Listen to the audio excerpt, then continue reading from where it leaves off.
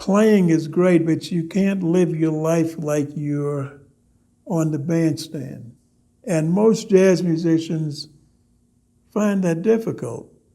So the life of a jazz musician is a difficult life because you want to play, you want to get to the inner spirit, and sometimes you drink or you use drugs or you smoke a lot, or you do all these things to try to get the spirit out.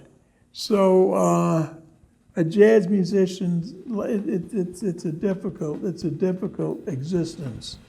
And a lot of the great people that I've known and that in history, they kind of overindulge and they never sort of are able to balance their musical life with their personal life.